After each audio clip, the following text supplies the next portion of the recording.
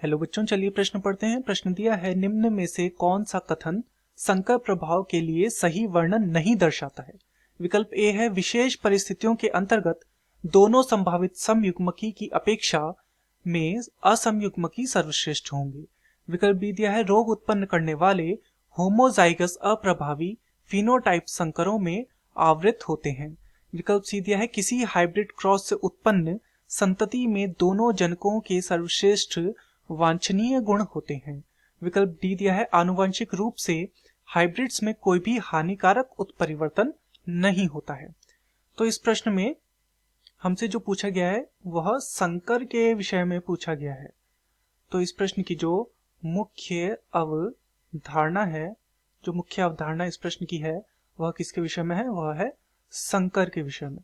तो चलिए हम सबसे पहले समझते हैं कि संकर होता क्या है। तो जब हम दो जीवों के मध्य, दो जीवों में क्या कराते हैं? संकरण कराते हैं, यानी कि क्रॉस ब्रीडिंग कराते हैं उनकी। तो उससे जो संतान उत्पन्न होती है उस संतान को कहा जाता है संकर।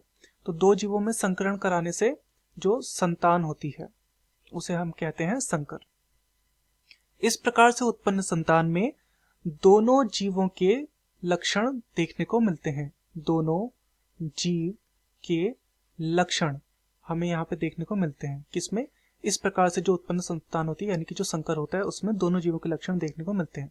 तथा ये कराया ही इसलिए जाता है ताकि हमें मनोवांछित, यानी कि जो लक्षण हमें चाहिए वो लक्षण हमें, दोनों की ही अच्छे लक्षण हमें प्राप्त हो सके। तो मनोवांछित लक्षण इस संकर में क्या होंगे? प्राप्त होंगे।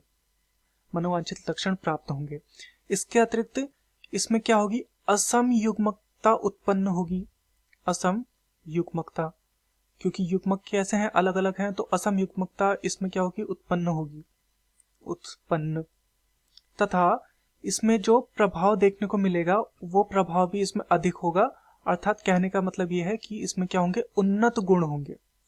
उन्नत गुण होंगे।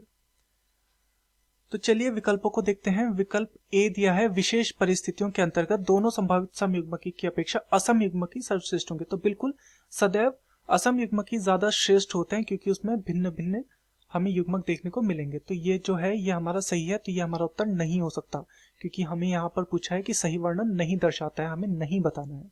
तो ये हमारा उत्तर नहीं हो सकता। विकल्प बी दिया है, रोग उत्पन्न करने वाले होमोजाइगस अप्रभावी फिनोटाइप संकरों में आवृत होते हैं। तो बिल्कुल ये बिल्कुल सही है।